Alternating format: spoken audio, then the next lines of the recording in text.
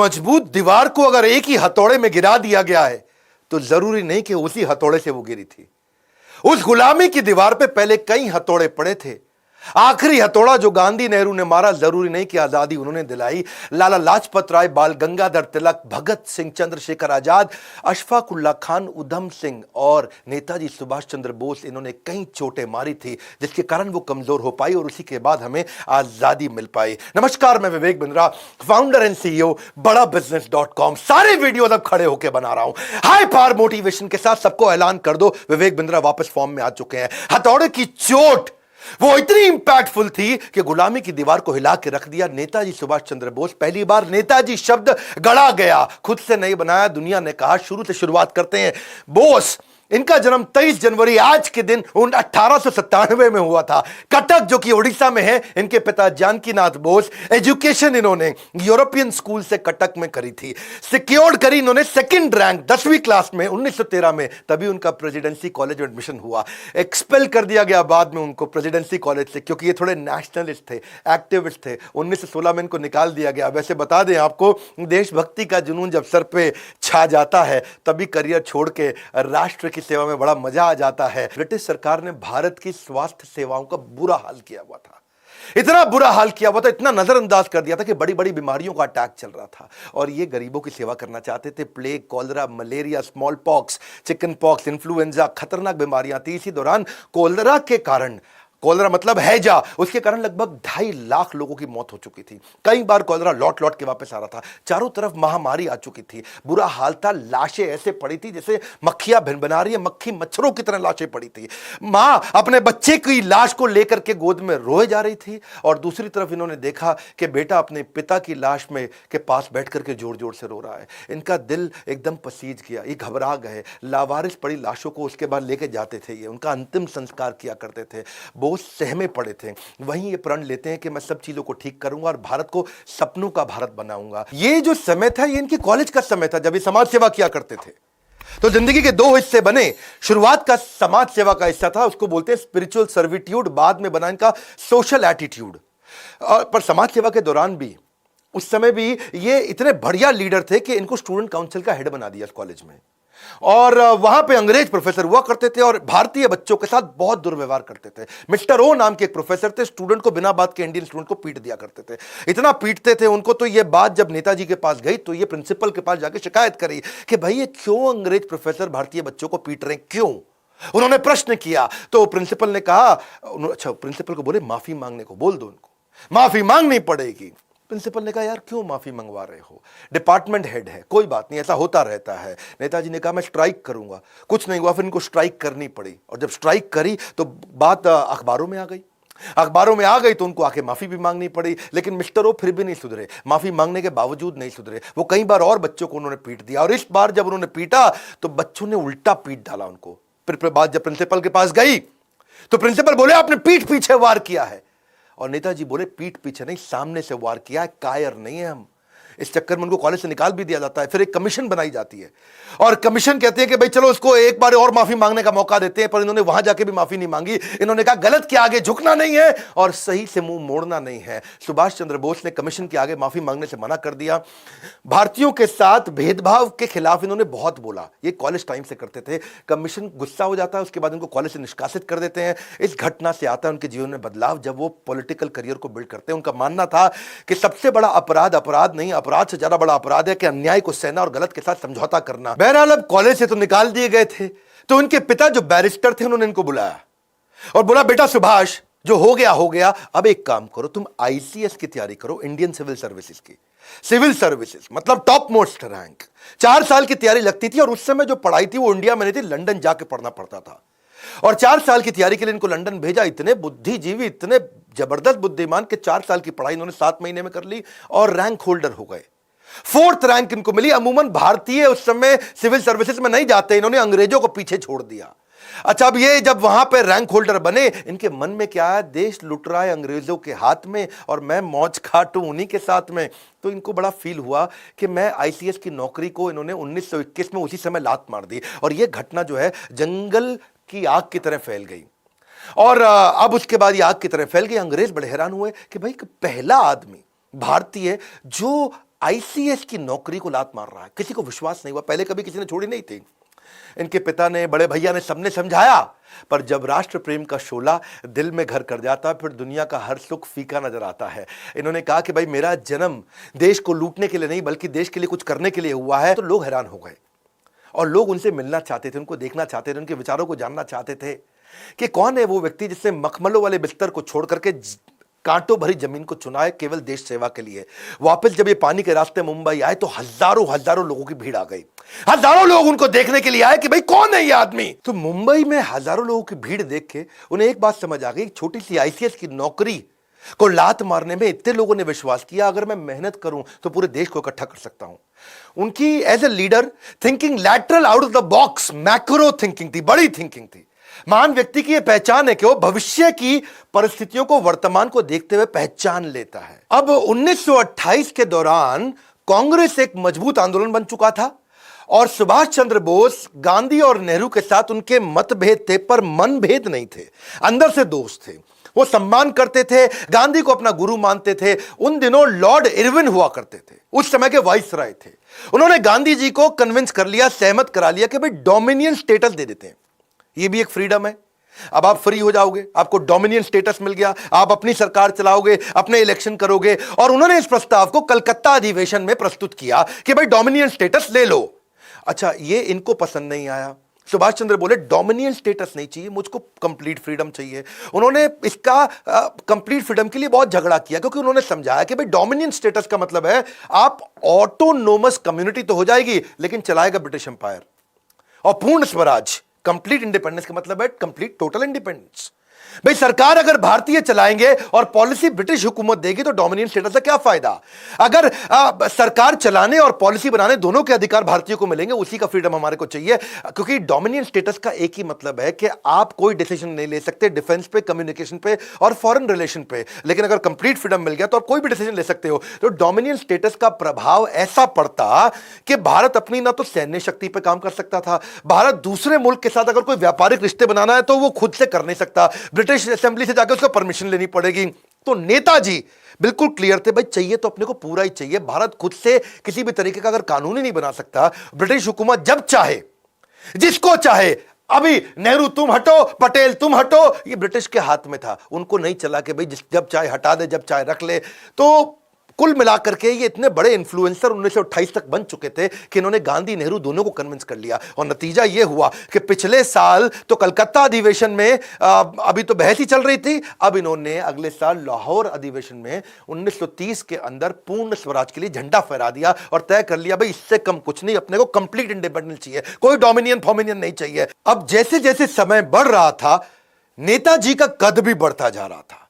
1939 का समय आया और तब गांधी जी को अच्छा नहीं लग रहा था कि ये थोड़े गरम दल वाले बन रहे थे, क्योंकि गांधी नेहरू वगैरह तो थोड़े नरम दल के थे और ये चाहते थे कि भाई अब दुनिया भर में लड़ाइयां हो रही है तो अब हमें भी लड़ना चाहिए, क्योंकि वर्ल्ड वॉर 2 का टाइम आ गया है। इस समय अंग्रेज कमजोर हो जाएंगे, क्यों नहीं उनको हरा दिया जाए इस टाइम पे, इस टाइम उनको तोड़ा जाए। गांधी बोले नहीं नहीं, मुझे आपका तरीका पसंद नहीं, क्यों ना इलेक्शन करा ले।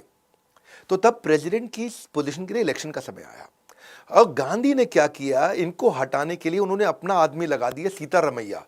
साउथ से लेकर के आए सीतारमैया को और सबको जाके पूरे देश में बता दिया, सारी के सारे कांग्रेस के जितने भी वर्किंग कम्युनिटी, जितने भी लीडर्स थे, इनको बोला कि सीतारमैया जीतेगा तो मतलब समझो मैं जीता, सीतारमैया मेरा आदमी है। और उन्होंने सीतारमैया के लिए कैंपेन करना शुरू कर दिया। इधर नेताजी सुभाष चंद्र बोस भी उनका आशीर्वाद लेकर के इलेक्शन के लिए आगे बढ़े और जब चुनाव के नतीजे आए तो सब हैरान हो गए। गांधी जी की उम्मीदों के विपरीत नतीजे आए। सीतारमैया को 1375 सीट मिली, सुभाष चंद्र बोस को 1580 सीट मिली। आपको यहां समझना पड़ेगा, यहां समझिए कि सुभाष चंद्र बोस का कद बहुत बढ़ चुका था, लोग गांधी से ज्यादा उनको पसंद करने लगे थे। यह ध्यान देने वाली बात है। गांधी जी नाखुश हो चुके थे, वो बोले कि सीतारमैया की हार मतलब मेरी हार है। वो चाहते नहीं थे सुभाष चंद्र बोस जीते, क्योंकि सुभाष चंद्र बोस से उनको नाराजगी नहीं थी, लेकिन दोनों की विचारधारा अलग होने के कारण गांधी उनको प्रेम तो करते थे पर चाहते नहीं थे कि ये रहें, क्योंकि गांधी प्रेम से चलाना चाहते थे।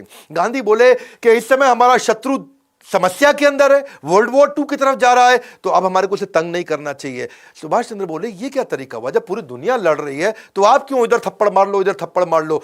अब जीत तो गए थे ये, सुभाष चंद्र बोस, लेकिन गांधी ने इन पे प्रेशर डाला कि अब आप रिजाइन कर दो, आप इस्तीफा दे दो। एक सच्चे शिष्य एकलव्य की तरह अपने गुरु महात्मा गांधी के चरणों में आकर के उन्होंने त्याग पत्र दिया। बहरहाल सुभाष चंद्र बोस उनको बोले कि मैं जानता हूं कि हमारे रास्ते अलग अलग हो सकते हैं, पर हमारा मकसद एक ही है। पर अब इनको क्योंकि बाहर कर दिया गया, तो अब कांग्रेस तो उनको सपोर्ट कर नहीं रही थी, क्योंकि ये बाहर हो गए थे। 12 बार इनको जेल में डाला गया। अंग्रेजों ने इनको बहुत तंग किया। ये जब बाहर आए तो इनके घर पे सीआईडी लगा दी और इनके घर पे नजर रखी जा रही थी कि सुभाष चंद्र बोस कुछ करे नहीं। सुभाष चंद्र बोस ने सोचा कि अब देश में बात नहीं बन रही है। इन्होंने कांग्रेस को एनकरेज किया कि आप करते रहो जो कर रहे हो, आप गांधी को सपोर्ट करो। ये इतने इंटेलेक्चुअल थे, इतने बुद्धिमान थे कि ये बाहर निकल आए देश से। इन्होंने मन सोचा कि मैं देश से बाहर निकल करके मैं क्यों नहीं ग्लोबल अलायंसेस बिल्ड करूं, ग्लोबल जियोपॉलिटिकल एडवांटेजेस लेके आऊं। मेरी बात सुनना ध्यान से। उस समय वर्ल्ड वॉर 2 में ना 2 तरह की लड़ाइयां थी। एक था एक्सिस अलायंस, एक अलाइड पावर। एक्सिस अलायंस में कौन था? Germany, Italy, Japan. ये वर्ल्ड वॉर 1 में भी हारे थे, 2 में फिर इकट्ठे आ गए। अलाइड पावर में कौन था? वहां पे था भाई इंग्लैंड, फ्रांस, पोलैंड, यूएसए और सोवियत यूनियन। ये एक साथ थे। ये वर्ल्ड वॉर 1 में भी जीते थे, ये दोबारा एक साथ आ गए थे। अब इन्होंने सोचा कि दूसरा वर्ल्ड वॉर शुरू हो गया है और भारत के अगेंस्ट है ब्रिटेन। ब्रिटेन है एलाइड पावर। अब ब्रिटेन एलाइड पावर है तो मैं क्यों नहीं एक्सिस में किसी का सपोर्ट ले लूं। तो ये बाहरी ताकतों से समर्थन लेने के लिए गए। इन्होंने सोचा सही मौका है, इससे मैं दुश्मन अभी उलझा हुआ है, कमजोर है, मुझे बाहर निकल जाना चाहिए। अब मजे की बात समझिए, तेज वो नहीं होते जो मौके का इंतजार करते हैं, बल्कि वो होते हैं जो सही मौके पे वार करते हैं। इन्होंने सोचा दुश्मन का दुश्मन मेरा दोस्त। तो पहले तो इन्होंने ट्राई फिर भी सोवियत यूनियन पे ही किया। उसके लिए इन्होंने प्लान बनाना शुरू कर दिया। और प्लान बनाने के लिए इन्होंने अपने एक दोस्त थे इनके, मियां अकबर शाह, उनको एक टेलीग्राम भेजा पेशावर में और उनको पेशावर से कोलकाता बुला लिया कि भाई आओ मेरी मदद करो। और मियां अकबर शाह को उन्होंने बोला, जो आज पाकिस्तान में पड़ता है, कि भाई तुम मुझको किसी तरह से काबुल ले जाओ, मैं काबुल के रास्ते उस रूस में जाऊंगा। यूएसएसआर हुआ करता था, अभी आज तो रशिया है। तो अपने भतीजे शिशिर थे इनके, उनकी मदद से इन्होंने गाड़ी लिया। गाड़ी में सीआईडी से बचते बचाते पिछली सीट के नीचे लेट के, दब के, छुप के ये निकले। वो उन्होंने उसको कलकत्ता से धनबाद छोड़ा, धनबाद से इनको काबुल और काबुल से मॉस्को जाना था। अब वही है नेताजी सुभाष चंद्र बोस। वहां रविंद्रनाथ टैगोर गाया करते थे कि जोरी तोरो डाक सुने क्यों।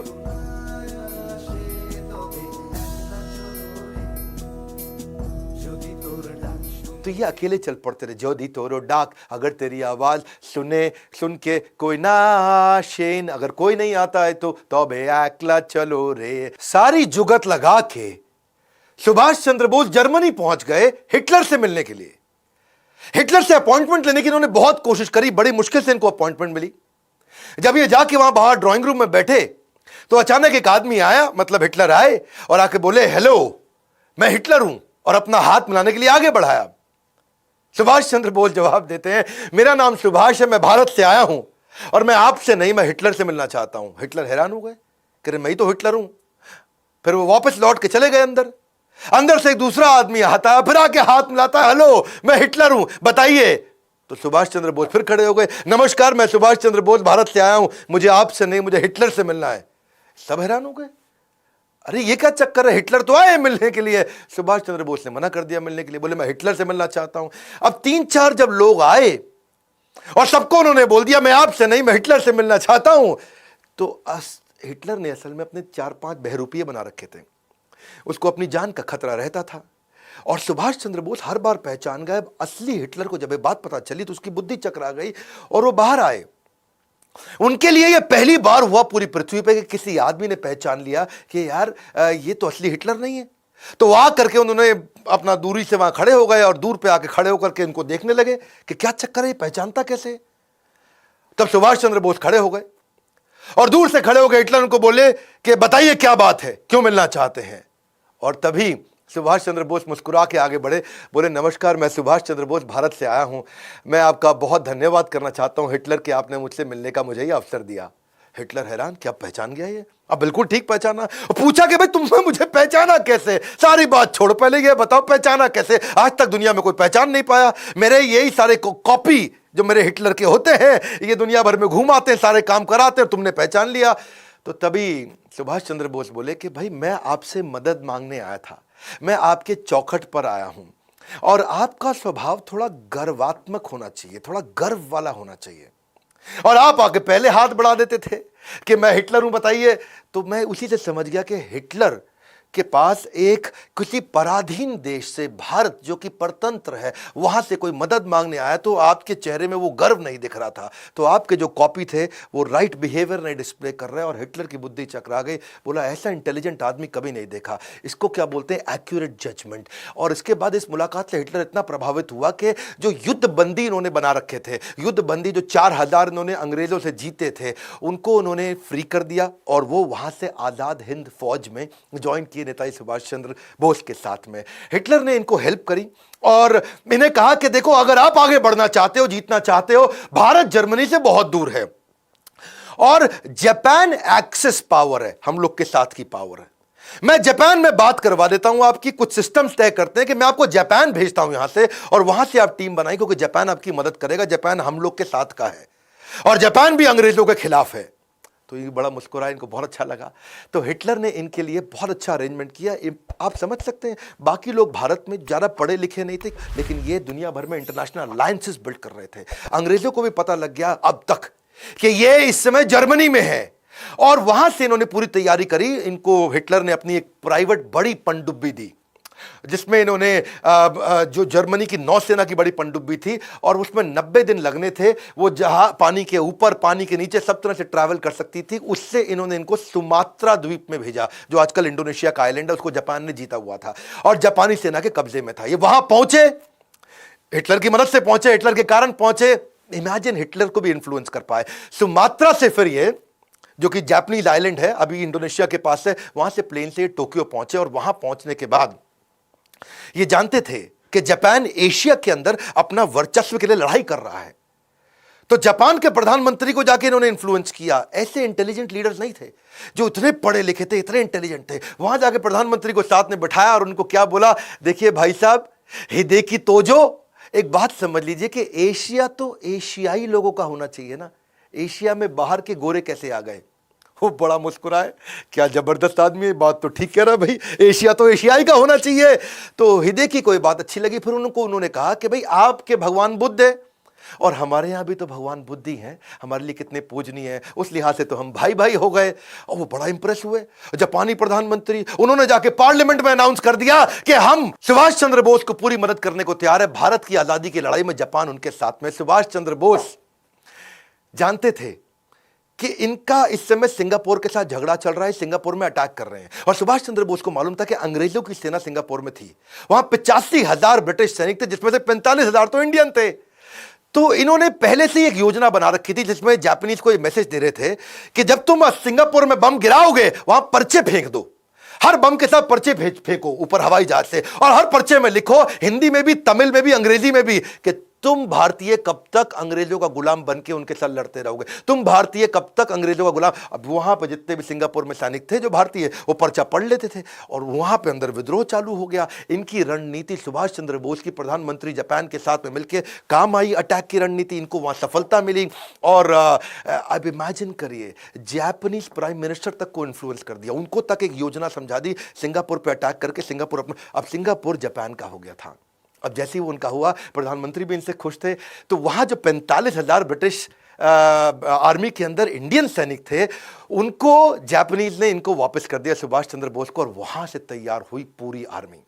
रास बिहारी बोस जो वहीं पे इंडियन लोगों को तैयार किया करते थे, उनके माध्यम से नेताजी सुभाष चंद्र बोस को सौंप दिया गया, और अब तैयार हो गई आजाद हिंद फौज। यहां से अंग्रेजों को पता लगने लगा कि ये बहुत बड़ी तैयारी कर रहा है। जापानी सेना बर्मा को जीत चुकी थी, अब बर्मा में कब्जा इनका था, जापानीज का। इन्होंने कहा कि भाई अब बर्मा के रास्ते भारत में घुसेंगे, और प्राइम मिनिस्टर ने पूरा सहयोग किया। नागा पहाड़ियां, यानी कि नॉर्थ ईस्ट जो नागालैंड है, वहां से मैदानी इलाकों में जाएंगे, पहले पहाड़ों पे जाएंगे, वहां से मैदानी इलाकों में जाएंगे। अप्रैल 1944 में आजाद हिंद फौज, जो ये सिंगापुर से अपनी टीम तैयार करके आए थे, बर्मा से टीम तैयार करके आए थे, ब्रिटिश सेना को खदेड़कर मणिपुर में जाकर के पहली बार तिरंगा डाला। पूरा देश पूरा हिल गया उस समय। एक बात आपको बता दें, मानते तो दिल से गांधी भी थे, कि हमारा देश अनडिवाइडेड रह सकता था। क्या कहते हैं कि अगर आप किसी को जोड़ना चाहते हो ना अपने साथ, तो उसे केवल गले नहीं दिल से लगाना चाहिए। क्योंकि गांधी ये जानते थे कि जिन्ना कितना भी शोर मचा ले, सारे हिंदू और मुसलमान अगर किसी एक लीडर को इकट्ठे मानते थे तो वो थे सुभाष चंद्र बोस।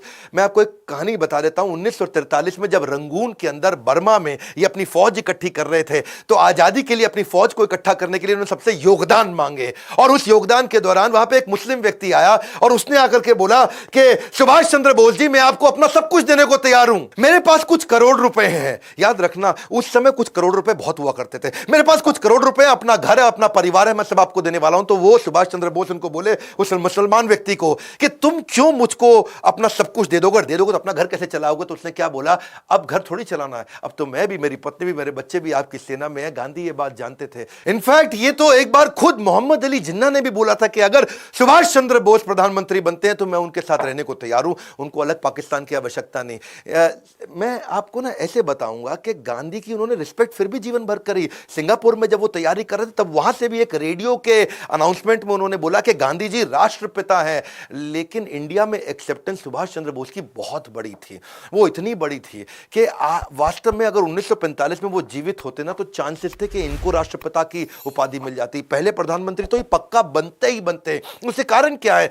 क्योंकि इनसे ज्यादा बुद्धिमान व्यक्ति, इंटेलेक्चुअल जीनियस, इनसे ज्यादा विजनरी, जो दूर तक सोच सके, क्योंकि बाकी सब तो ऑपरेशंस में हिंदुस्तान में लड़े रहे, ये पूरी दुनिया का अलायंसेस लेके आते रहे। इनसे ज्यादा इकोनॉमी को समझना, इंडस्ट्रियलाइजेशन को समझना, ब्यूरोक्रेसी को समझना, सोशल सिविक्स को समझना, डिप्लोमेसी, इंटरनेशनल अलायंसेस, जियो पॉलिटिकल पार्टनरशिप, इनके पास शायद बुद्ध आदित्य योग था। बुद्ध आदित्य योग ये वो योग होता है कि आप जब भी कुछ कहें तो पूरी दुनिया आपकी बात माने। ये जहां जो बोलते रहे, दुनिया इनकी बात मानती थी।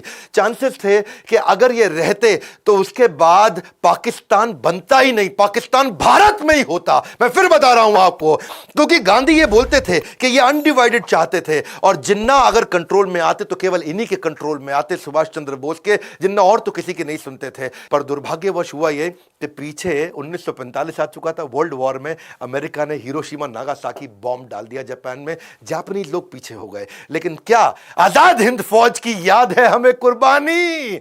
भले ही इतिहासकारों ने नहीं लिखी इनकी कहानी, जितना कर सकते थे उससे बहुत ज्यादा सपोर्ट किया जापान ने, पर अब उसने सारा सपोर्ट वापस खींच लिया, क्योंकि संभव था ही नहीं। नेताजी सुभाष चंद्र बोस, इन्होंने पहले ऐसे व्यक्ति थे जिन्होंने महिलाओं की भी ब्रिगेड बनाई। झांसी की रानी लक्ष्मीबाई के नाम पे वो ब्रिगेड तैयार करी थी। अब इन्होंने नॉर्थ ईस्ट से सारे की सारी अपनी टीम को थोड़ा वापस बुलाया, क्योंकि पीछे से हमारे को आर्म्स, एम्युनिशन, खाना, वो सारी सप्लाई रुक गई थी। अब सुभाष चंद्र बोस जी इस समय ऑल्टरनेट प्लान को बिल्ड कर रहे थे। तो इन्होंने क्या सोचा, वियतनाम जापान के पास ही था, तो ये वहां से फ्लाइट लेकर के मॉस्को जाना चाहते थे। वर्ल्ड वॉर 2 लगभग खत्म हो चुका था हिरोशिमा नागासाकी के बाद। तो उन्होंने प्लान किया था यूएसएसआर के साथ मैं नए अलायंसेस बिल्ड करूंगा, कुछ नई स्ट्रैटेजी लेके, नई योजना से। जब वहां जाने लगे, अब वियतनाम से मॉस्को जाते वक्त खबर ऐसी आई कि ताइवान, रास्ते में ताइवान के एयरपोर्ट के पास उनका जहाज क्रैश हो गया और उसमें देहांत हो गया। खैर, इसमें बहुत सारी बातें थी, वो उनका देहांत हुआ कि नहीं हुआ इसकी बात बाद में करूंगा। पर भारत में अंग्रेजों ने हमारी सारी लीडरशिप को उठा लिया, पकड़ लिया। वो क्राइम वॉर के तहत हमारे यहाँ के जो आर्मी के अधिकारी थे, जो आजाद हिंद फौज के थे, उनको सबको पकड़ा उन्होंने, और देशद्रोह के आरोप में उन पे मुकदमे चलाने लगे। यहाँ पे नेताजी अब तक बहुत काम कर चुके थे और पूरी दुनिया में खबर फैल चुकी थी कि उनका देहांत हो चुका है, अब वो जीवित नहीं है। अब ये थोड़ा मनोबल टूट रहा था, लेकिन गुस्सा भी बहुत बढ़ रहा था। इनके जो 3 सबसे इंपॉर्टेंट सीनियर लीडर्स थे, जिसमें शाहनवाज हुसैन, गुरबख्श सिंह ढिल्लों, ये पंजाबी थे, और पीके सहगल, ये तीनों के करेज ऐसे थे कि जब इनको अंग्रेजों ने दिल्ली में बुला के तंग करना शुरू किया, और इन्होंने बड़ी मजबूती के साथ बोला कि हम आजाद हिंद फौज के लिए लड़के हमने ठीक किया, तो वहां पे ये बातें अखबार में आनी थी, अखबार में आ गई। अब नेताजी सुभाष चंद्र बोस का देहांत हो गया, यहां ये सब पकड़े गए, तो ये गुस्सा भारत में बढ़ने लगा। कैसे नेताजी सुभाष चंद्र बोस सबसे बड़े कंट्रीब्यूटर माने जाएंगे हमारे देश की आजादी के लिए, ये आपको ऐसे पता चलेगा कि तुरंत अगले हर हफ्ते में नई नई खबरें आने लगी। रॉयल नेवी जो थी, जो ब्रिटिश की नेवी थी, ब्रिटेन की नेवी, वहां पे अंदर से ही बगावत होने लगी। जितने भारतीय सैनिक थे रॉयल नेवी के पास में, सबने बोल दिया अब हम तुम्हारे साथ में नहीं है। जब वो सब खबरें आई तो रॉयल एयरफोर्स मतलब जो ब्रिटेन के पास एयरफोर्स थी, यानी कि जिसमें भारतीय सैनिक काम करते थे, वहां पर भी बगावत होनी शुरू हो गई। ये ये कुल मिला के लगभग 20,000 सैनिकों की बगावत पब्लिक में आई और वो खिलाफत और बगावत और बढ़ी तो सारे सैनिकों में गुस्सा आने लगा। उससे क्या हुआ, तो जय हिंद के नारे जब बहुत तेज हुए तो सब प्रभावित होते होते रॉयल एयरफोर्स बची थी, वहां पे भी बगावत बढ़ी। रॉयल एयरफोर्स और रॉयल आर्म फोर्स के बाद में बची ब्रिटिश इंडियन आर्मी, वहां विद्रोह चालू हो गया। अब ये विद्रोह पूरा फैल गया, सारे के सारे लोग गुस्से में आ चुके थे और अंग्रेजों को अंदर लगने लगा कि भाई अब इन पे भरोसा करना संभव नहीं है। भारत में ब्रिटेन की जो आर्मी थी, सुनिएगा, भारत में जो ब्रिटेन की आर्मी थी वो केवल 40,000 लोगों की थी, इंडियन सोल्जर 25 लाख थे। अब वो 40,000 जरा से और भारतीय सैनिक 25 लाख, वो 25 लाख को ये 40,000 कंट्रोल करते थे। अब वो 25 लाख तो छोड़ो, अब इस विद्रोह के बाद वो 25,000 के साथ भी लड़ने लायक नहीं बचे थे ब्रिटिशर्स। वहां दुनिया भर में लड़ाई करके आ चुके थे वर्ल्ड वॉर 2 के बाद में। अब इनको लगा कि हमारे 40,000 और इनके 25 लाख, इनके 25 लाख से लड़ने के लिए हम 40,000 को क्या 4 लाख कर सकते हैं, क्या हम दोबारा इंग्लैंड से मंगा सकते हैं सेना। अब वर्ल्ड वॉर 2 के बाद वो पॉसिबल था नहीं, तो वो उनके लिए था बड़ा काटा। फिर इन्होंने सोचा कि भाई इन 25 लाख को हम तनख्वाह भी दिए जा रहे हैं और ये रिवोल्ट भी किए जा रहे हैं, तो इन्होंने उनको डीकमीशन करना शुरू किया। इनको भाई निकालो, अब इनको तनख्वाह देनी बंद कर दो, इनको बाहर कर दो। और जब उनको डीकमीशन किया, क्योंकि सैलरी कॉस्ट भी बहुत ज्यादा थी, पैसा इनके पास था नहीं और लोग ला नहीं सकते थे, अब यहां पे विद्रोह और बढ़ गया क्योंकि भाई उनको नौकरियों से निकाले जाने लगा। अब नौकरी से निकाला और विद्रोह बढ़ गया, जो अंदर बचे थे वो भी विद्रोह कर रहे थे,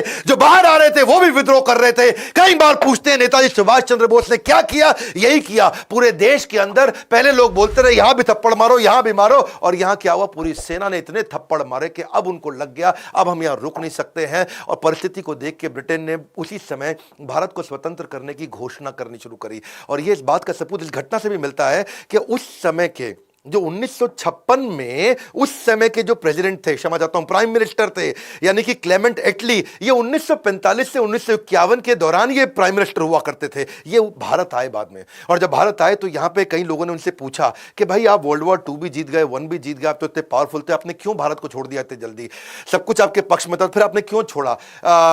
तब उन्होंने बताया कि भारतीय सैनिकों का जो विद्रोह था ना, उससे हम टूट चुके थे, हम तनख्वाह भी दे रहे थे, हमारे लिए कॉस्ट भी था, और उनका विद्रोह आया, और ये विद्रोह, और दूसरी तरफ कहीं दोबारा आजाद हिंद फौज ना आ जाए फिर से। क्लेमेंट एटली जी, एक बात बताइए, जो नरम दल था यानी कि गांधी नेहरू, उनसे कितना प्रभाव पड़ा। क्लेमेंट एटली ने बोला उनका तो कोई प्रभाव था ही नहीं। सारा प्रभाव कहां से आ रहा था ये मैंने आपको बताया। जानते हैं पहले क्लेमेंट एटली कौन है? ये वही व्यक्ति है जिन्होंने इंडिया इंडिपेंडेंस एक्ट पे हस्ताक्षर किए थे। इन्हीं के सिग्नेचर से हम लोग इंडिपेंडेंट हुए थे। क्यों बोलते हैं मजबूरी का नाम महात्मा गांधी? आप कमेंट बॉक्स में बताइएगा तो मैं गांधी पे वीडियो बनाऊंगा। अब इस समय हर देश के एक पावरफुल पर्सनैलिटी पे अगर आप वीडियो देखना चाहते हैं तो मेरे यूट्यूब चैनल पे आइए। मैं बताना भी चाहूंगा आपको आगे चल के कि क्या वो सारी की सारी अलग अलग प्रकार की थ्योरीज हैं कि कहां रहे या जीवित रहे नहीं रहे। बोस नहीं बचे, एयर क्रैश में 1945 में वो चले गए, ये भी एक थ्योरी है। बोस को टॉर्चर किया गया, जनरल जीडी बख्शी ने बताया कि अंग्रेजों ने उनको बाद में टॉर्चर किया गया, उनको प्रिजन में, उनको जेल में मार दिया गया, ये भी एक प्रकार की थ्योरी है। बोस जीवित थे और फ्रेंच सीक्रेट सर्विसेज में इन्वॉल्व हो गए थे, ये भी एक थ्योरी है। बोस आगे चल करके भगवान जी या गुमनामी बाबा बने, ये भी एक प्रकार की थ्योरी है। बहुत सारी कंट्रोवर्सीज है। 18 को अगर प्लेन क्रैश हुआ तो 23 तारीख को इसकी खबर क्यों आई? अब मुखर्जी कमीशन के अनुसार ताइवान के अंदर कोई घटना में कोई ऐसा कोई एयर क्रैश तो हुआ ही नहीं था। दूसरा, कई लोगों ने बताया कि लोग अपने बयान भी बदलते रहे, रहमान जो उनके साथ थे उनके भी बयान बदलते रहे। ताइवान सरकार के पास विमान हादसा का कोई दस्तावेज नहीं है। उनके अस्थि कलश को आज भी रैंकोजी मंदिर में जहां रखा हुआ उसका डीएनए टेस्ट क्यों नहीं कराया गया? तो बोस के बारे में बहुत सारी कंफ्यूजन हमेशा रही हैं और अलग अलग प्रकार की थ्योरीज आती रही हैं। ऐसा नहीं कि इस पे प्रश्न नहीं उठा, बहुत बार प्रश्न उठा, बहुत बार रिसर्च भी करनी शुरू करी। इनफैक्ट यूएस की इंटेलिजेंस, यूके की इंटेलिजेंस, रशिया की इंटेलिजेंस, सबने बड़ा जोर लगाया, लेकिन रिपोर्ट्स में कुछ समझ में नहीं आया। शहनवाज कमीशन भी बिठाया गया 1955 में, उन्होंने बता दिया कि नहीं जी प्लेन क्रैश ही हुआ। खोसला कमीशन हुआ 1970 में, बोले नहीं जी प्लेन क्रैश ही हुआ। मुखर्जी कमीशन 1999 में आया, उसकी कोई रिपोर्ट ही समझ में नहीं आई। विष्णु सहाय कमीशन आया बाद में, उन्होंने बोला कि गुमनामी बाबा नहीं थे, जबकि बहुत लोगों ने माना कि गुमनामी बाबा ही नेताजी सुभाष चंद्र बोस थे। इसकी बहुत सारी स्टोरीज हैं, किसी से मैं इसके ऊपर एक अलग से वीडियो बनाऊंगा। सुभाष चंद्र बोस जी की मौत का रहस्य चाहे जो भी हो, लेकिन वो व्यक्ति ऐसे थे जिन्होंने जीवन के जन जन के जीवन को सार्थक बनाया है। उनका देहांत हुआ है, लेकिन उनके प्रति हमारा स्नेह अंत नहीं हुआ, हमारे प्रेम का अंत नहीं हुआ। उनका देहांत हुआ है, लेकिन उनके विचारों का अंत नहीं हुआ है। वैसे एक बात पक्का है कि उस समय में अस्त्र और शस्त्र से लड़ाई हुआ करती थी, और उनका इंडस्ट्रियलाइजेशन पे हमेशा से बड़ा फोकस रहा है कि मैं कैसे अपनी करेंसी बनाऊंगा, कैसे सिक्के बनाऊंगा, कैसे इंडस्ट्रियलाइजेशन करूंगा, मेरी इकोनॉमी कैसे ग्रो करेगी। बहुत विजनरी थे। इच्छा तो इतनी थी कि इस वीडियो को और 1 घंटा तक चलने दूं।